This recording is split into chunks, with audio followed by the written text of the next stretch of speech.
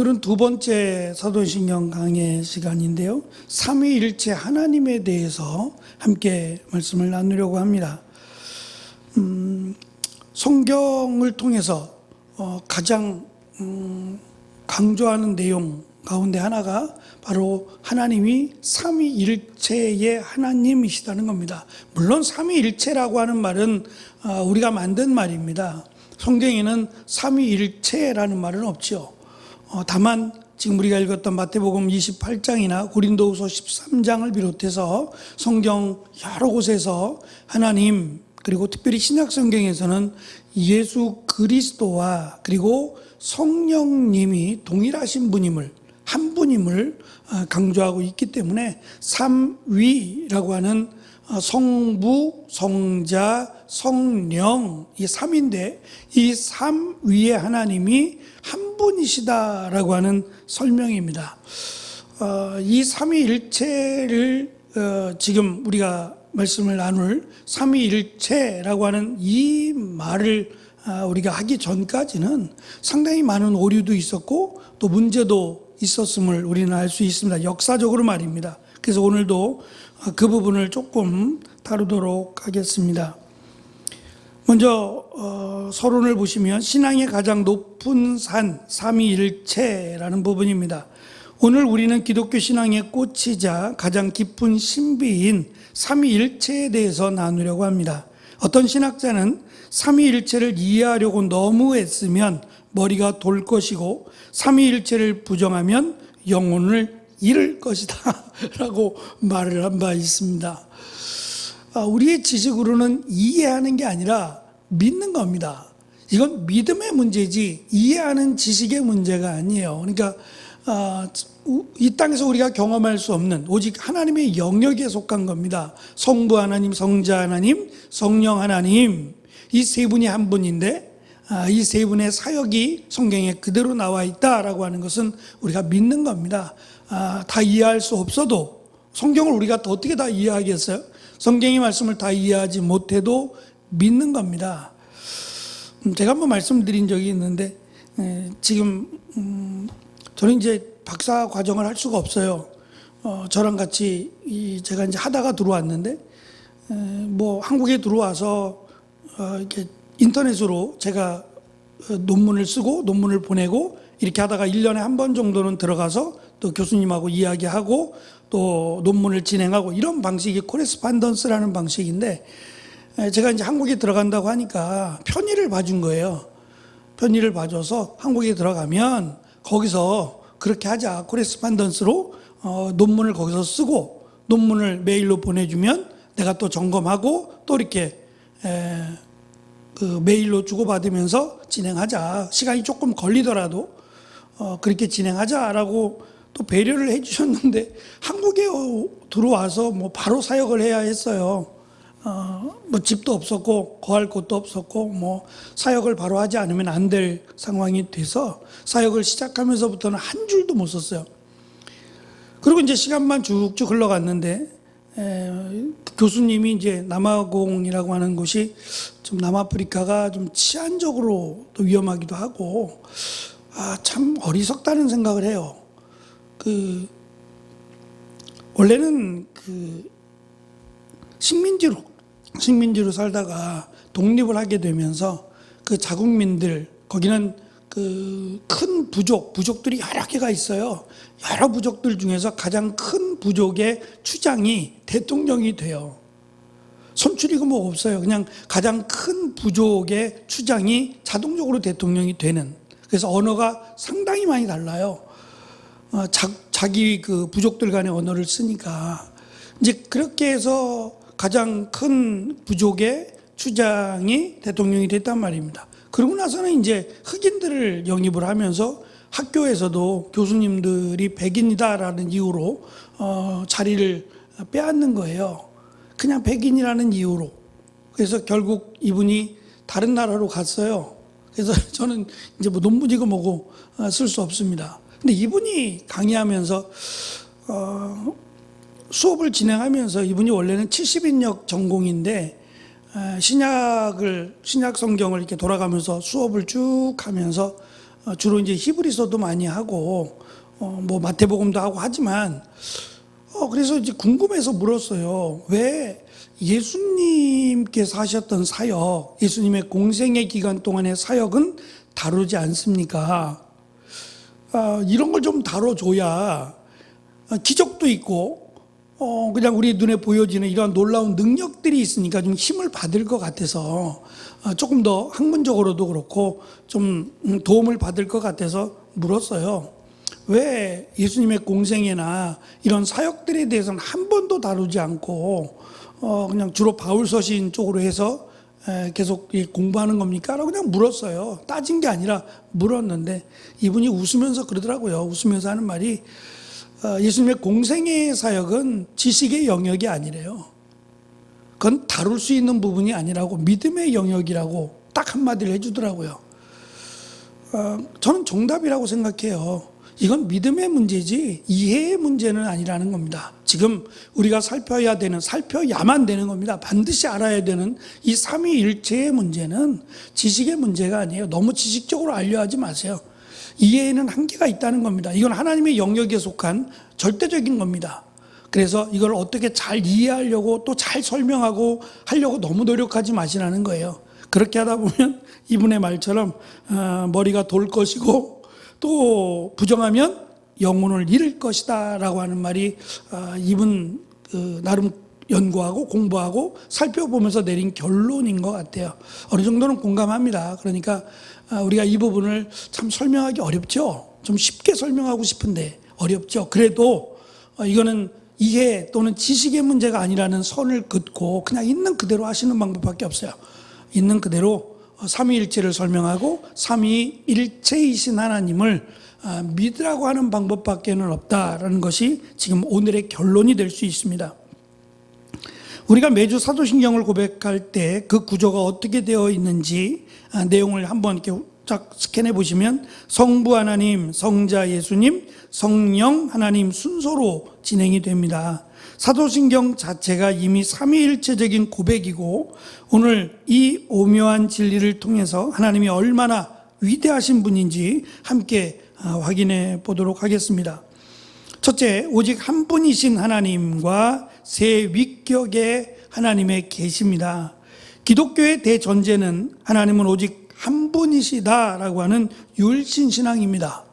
오직 하나님만이 진정한 하나님 또는 살아계신 하나님이라고 하는 전제가 있습니다. 이것을 우리가 믿지 않으면 하나님이 우상이 되고 말아요.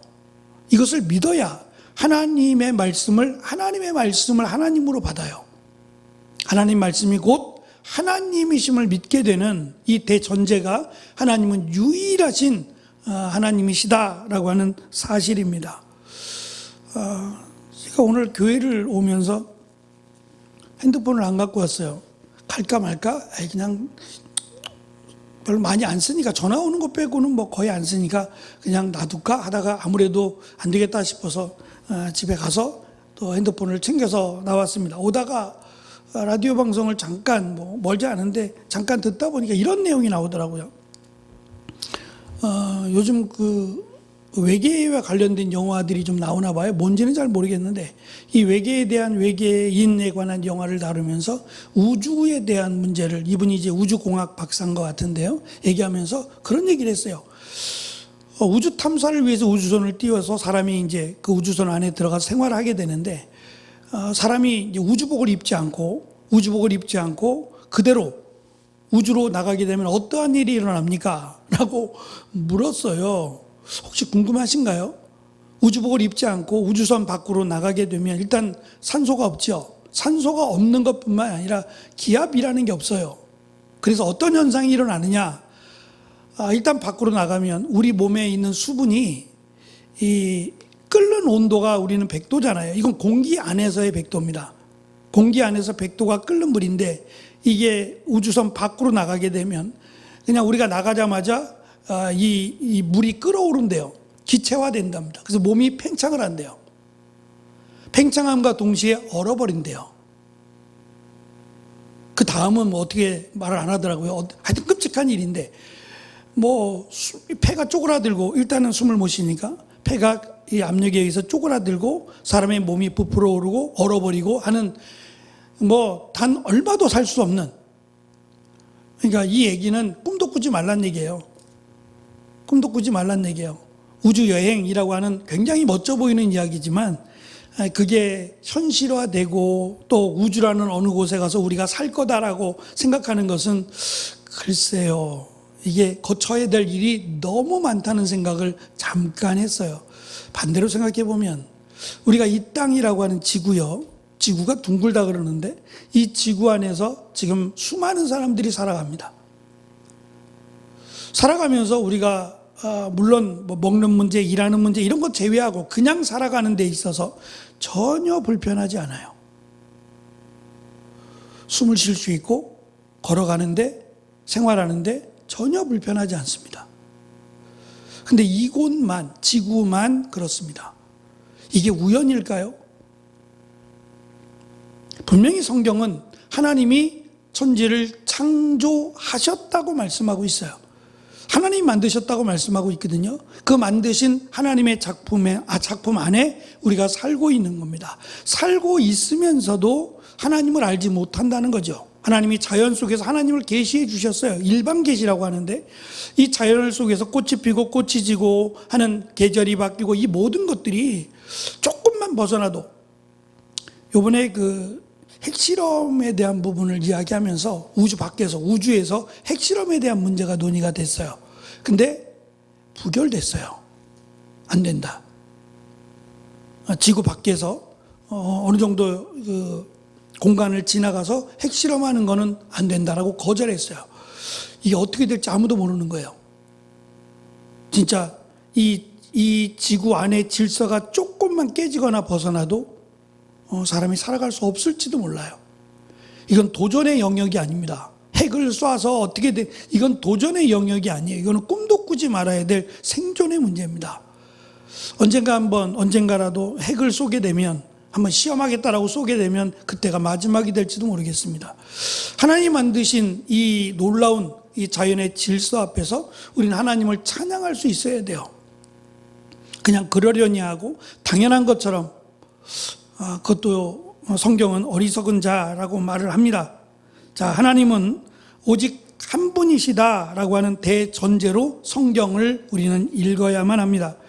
구약시대 이스라엘 백성들이 수많은 가짜신을 섬기던 이방 민족들 사이에서 목숨 걸고 지켰던 들으라 라는 말씀의 신앙, 오직 하나님은 유일하신 하나님이다 라고 하는 이 사실이 그들을 붙들었습니다. 그런데 신약 성경에 들어오면서 놀라운 변화가 나타납니다. 하나님께서 자신을 더 구체적으로 드러내기 시작하셨는데, 예수님이 세례를 받으실 때 아들이신 예수님이 물 위에 계시고 성령이 비둘기같이 임하며 하늘에서 하나님의 음성이 들립니다. 하나님은 분명 한 분이신데 성부, 성자, 성령이라는 세 위격으로 존재하시며 활동하신다는 사실을 분명하게 계시한다는 겁니다. 하나님이 말씀하셨어요. 하나님께서 스스로 성부와 성자와 성령 하나님이심을 하나님이 계시하셨습니다. 이것은 하나님이 시대마다 이름을 바꾸는 게 아닙니다. 성경에는 하나님의 이름이 많이 나와요. 엘로힘이라고 하는 이름도, 라파라고 하는 이름도, 치료의 신이라고 하는 이름도, 여러 가지 다양한 이름들이 있지만 이것은 상황에 따라 하나님을 부르는 이름일 뿐이지 진짜 하나님의 이름은 모릅니다. 그냥 통상적으로 우리는 한 분, 하나님이라고 부르는 겁니다. 근데 그 하나님이신 한 분이 스스로 세 분이다라고 지금 우리에게 가르쳐 준 겁니다. 두 번째, 삼위일체의 오묘한 신비와 경계해야 될 생각들입니다. 이 신비를 이해하기 위해 우리는 교회가 역사 속에서 어떠한 진통과 또 어려움을 겪어왔는지를 기억해야 됩니다. 첫째, 동원본질이라는 말인데요.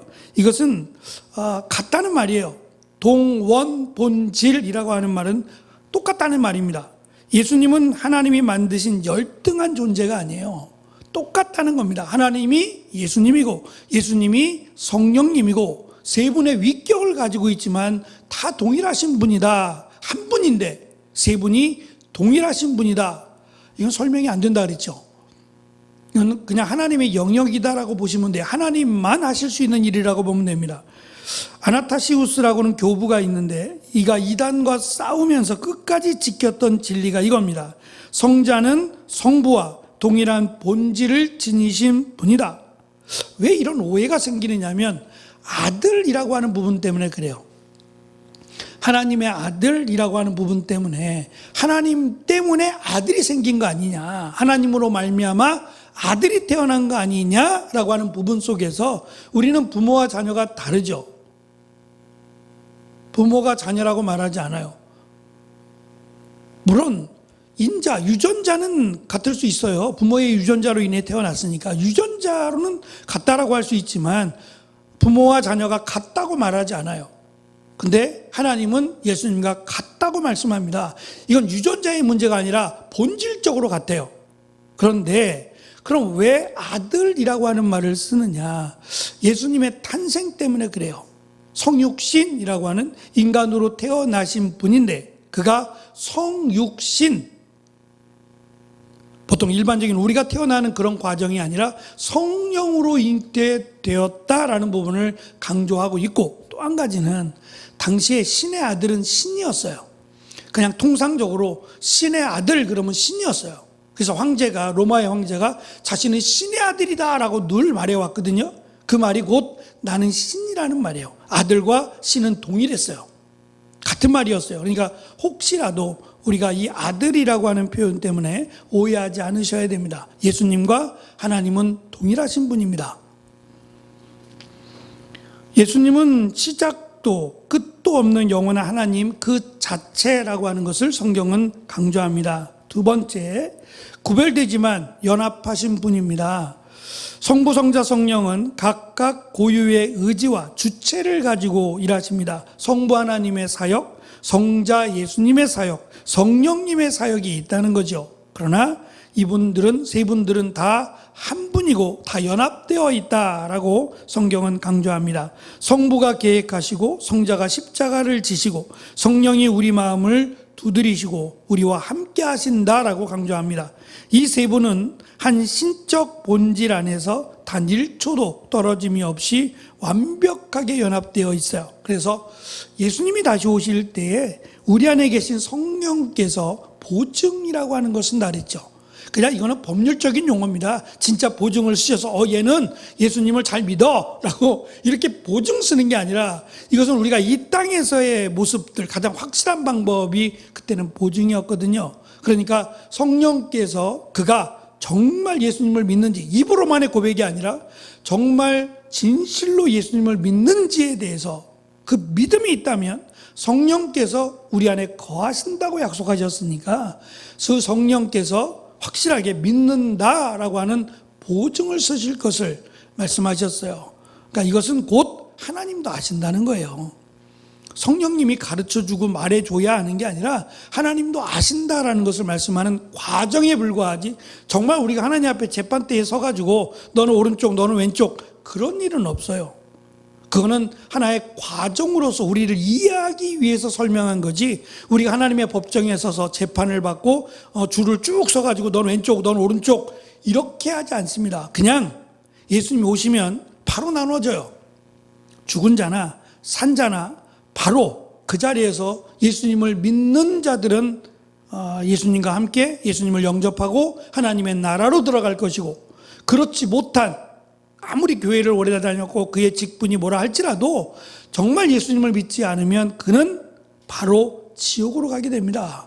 다만 이렇게 말하면은 조금 염려가 되잖아요. 우리식으로 생각하면 혹시 이 절차에 문제가 생겨서 내가 천국 가야 되는데 그 부자와 나사로처럼 말입니다. 부자가 그랬잖아요. 뭐가 잘못된 것 같습니다. 제가 그쪽으로 가고 나사로가 이쪽으로 와야 되는데 뭐가 좀 잘못된 것 같습니다 라고 하는 문제를 제기한 것처럼, 혹시라도, 아주 중요한 문제인데 혹시라도 내가 잘못해서 지옥 가는 거 아니야? 라고 하는 문제 또는 염려가 있을까봐 이 부분을 법적인 그 표현을 통해서 재판이라고 하는 공식적인 이런 용어들을 통해서 확실하게 분명하게 하나님이 결정하신다라는 것을 강조하고 있습니다. 세 번째, 잘못된 비유를 경계해야 합니다. 제가 한번 말씀을 드렸죠. 물이 얼음이 되고 얼음이 수증기가 되는 이런 내용들 저도 많이 들었던 내용이에요. 그렇게 가르쳤고 저도 그렇게 가르쳤어요. 사실은 선생님 할 때 저도 배웠으니까 아주 기가 막힌 거라고 하면서 그림까지 그려가면서 여기 물이 있어. 물이 끓으면 기체가 되고 물을 얼리면 고체가 되지. 다 물이야. 이렇게 설명하면서 했던 기억이 있어요. 이걸 양태론이라 그럽니다. 이거는 잘못된 비유예요. 이거는 동일하지 않습니다. 물과 기체와 얼음은 동일하지 않습니다. 이것은 적절한 비유가 아닙니다. 또한 하나님이 아예 세 분이다. 세 분, 그러니까 하나님, 예수님, 성령님 세 분이다 라고 주장하는 삼신론도 성경을 왜곡하는 겁니다. 우리는 세 신을 믿는 게 아니라 한 분, 하나님을 믿는 겁니다. 세 번째입니다. 계시된 대로 믿는 겸손한 지성입니다. 우리가 하이델베르그 교리 문답이라고 해서 그중에 소요리 문답을 지금 구역장님들과 함께 예배 마치고 나누고 있습니다. 거기에서 묻습니다. 하나님은 한 분인데 왜 세 위격을 말합니까? 라고 질문을 했고, 하이델베르크 교리 문답, 이건 좀 다르죠. 우리는 웨스터민스터 교리 문답이고 이건 하이델베르크 교리 문답인데 거기서는 이렇게 대답을 합니다. 하나님께서 그 말씀 속에서 자신을 그렇게 계시하셨기 때문입니다 라고 답을 해야 된다는 거예요. 하나님께서 그렇게 말씀하셨으니까 그렇습니다가 정답이라는 거예요. 이해의 영역이 아니란 말이죠. 우리의 이성이 이해하지 못한다고 해서 하나님을 우리 수준으로 끌어내려서는 안 됩니다. 바다를 종이컵에 다 담을 수 없듯이 유한한 인간의 지식으로, 뇌로 무한하신 하나님을 다 이해하거나 담을 수 없다는 겁니다. 우리는 내 머리를 믿는 것이 아니라 하나님이 직접 써주신 성경 말씀을 그대로 겸손히 받아들여야 합니다. 그분이 자신을 삼위일체로 알려주셨다면 우리는 이해하지 못해도 그저 그 신비 앞에서, 삼위일체 앞에서 하나님을 믿어야 된다는 겁니다. 저희가 지금 사순절을 함께 살아가고 있으면서 이 새벽마다 사순절 말씀이 다 달라요. 신약으로 갔다가 구약으로 갔다가 사순절과 관련된 내용들로 구성을 하다 보니까 신약 구약이 달라서 새벽부터 막 신약 찾고 구약 찾고 왔다 갔다 해야 되는 일들이 있습니다. 장점 단점이 있는 것 같아요. 어쨌든 내용의 흐름이나 이런 그 사순절에 맞게끔 이 성경 말씀을 함께 나누다 보니까 이런 현상이 일어났는데요. 그 중에 이제 저희가 최근에 다뤘던 어제 말씀을 나눴던 하박국서의 끝부분입니다. 끝부분에서 사슴과 같이라고 하는 부분을 제가 잠깐 말씀을 드리면서 하박국서가 짧습니다. 3장밖에 안 됩니다. 근데 이 3장에서 놀라운 그 비밀을 담고 있는데 그게 뭐냐면 1장에서 하박국 선지자가 하나님께 하나님은 분명히 살아계시고 하나님은 전능하신데 왜 우리를 그냥 내버려 두십니까? 라고 애통해하면서 시작을 해요. 처음 시작 자체가 하나님 어디 계십니까? 하나님이 계시다면 우리가 이렇게 힘들고 고통 가운데 수치와 모욕을 당하는 것 하나님이 기뻐하시지 않는 거 아닙니까? 하나님은 어디 계십니까? 왜 아무 말씀도 안 하고 계십니까? 라고 하나님을 향해서 따지는 건 아니지만 어쨌든 순종하는 마음으로 기도하지 않아요. 그런데 그 과정들을 쭉 겪어가면서 3장에 가서 놀라운 변화가 있어요. 선지자가 하나님 내가 잠잠히 기다립니다로 바뀌어요. 이 말이 오직 의인은 믿음으로 말미암아 살리라 라고 하는 말이에요. 의인이 믿음으로 어떻게 살죠? 뭐가 믿음이죠? 지금 하박국서에서 강조하는 믿음이란 하나님이 계신 것 같지 않아요. 하나님이 우리를 그냥 내버려 두시고 고통 가운데 고난 가운데 수치 가운데 내팽겨놓고 계신데 도대체 전능하신 하나님은 어디 계십니까? 라고 말을 한단 말이죠. 이건 믿음이 아니라는 거예요. 하나님이 살아계심을 믿는 것 그것이라면 기다리는 거예요. 기도했고 하나님께 간구했으면 때를 기다리는 것 이것이 의인이 해야 될 믿음이라고 답을 내려요. 우리는 믿음과 이 기도를 섞어버려요. 열심히 기도하고 적극적으로 기도하면 믿음이에요. 근데 성경은 이렇게 말씀하지 않아요. 다 그런 건 아니겠지만 하박국에서 특별히 오직 의인은 믿음으로 말미암아 살아야 한다라고 강조하는 이 말씀에 비추어 보면 의인 그리고 믿음이 뭐냐? 하나님을 믿는 겁니다. 그래서 하나님을 앞서가지 않으려고 하는 거예요. 따지지 않고 분명히 하나님이 역사하실 것이다 라고 믿고 노래로 바뀌어요. 그 노래로 바뀌는 것이 바로 나는 여호와로 인하여 즐거워하겠다라는 노래, 그리고 사슴이 마치 이 낭떠러지와 같은 아주 높은 절벽 위를 뛰어넘고 다니는 것처럼 하나님이 나를 그렇게 하실 것이다 라고 믿는 겁니다. 이게 믿음입니다. 근데 우리는 우리식의 믿음을 자꾸 강조할 때가 있어요. 우리식의 믿음이요. 이거는 우리가 정성이라고 하는 것과 믿음이라는 걸 혼동하면 안 돼요. 정성이 중요하지 않은 거 아닙니다. 중요합니다. 그러나 정성보다 중요한 건 믿음이에요. 그렇게 할 수 없을 때가 있어요. 정성을 다하지 못할 때가 있다고요. 상황이 그렇게 주어질 때 그 정성으로 인해서 하나님이 응답하시지 않는 건 아니에요. 절박함도 아시고 그의 상황을 아신단 말이죠. 중요한 것은 하나님을 어떻게 믿느냐는 거예요. 내 기준으로 내가 만든 하나님이 아니라 내가 이해할 수 없어도 하나님을 전능하신 하나님으로 믿는 것, 그것을 의롭다고 보시고 의인이라고 하시며 믿음이라고 말씀하신다는 겁니다. 그래서 삼위일체는 우리가 사실 이해의 영역이 아니라 믿음의 영역입니다. 그냥 믿는 겁니다. 언제든지 앞으로도 마찬가지고 이거를 글쎄요, 누군가가 가장 정확히 잘 설명할 수 있을까요? 그건 모르겠습니다. 지금껏 시간이 굉장히 많이 흘렀잖아요. 2000년이 넘는 시간 동안 예수님이 오시고 그 이후에 2000년이 넘는 시간이 흘러도 여전히 동일하게 이렇게 고백합니다. 이건 지식의 영역이 아니라고요. 믿음의 영역이라고요. 성경이 그렇게 말씀하시니까 그냥 우리는 그렇게 믿는 것이고 또 그렇게 이해하는 겁니다. 더 이상을 더 쉽게 더 잘 그는 아니라는 것, 이것이 성경이 우리에게 강조하는 바입니다. 결론입니다. 우리 구원을 위해서 일하시는 삼위일체입니다.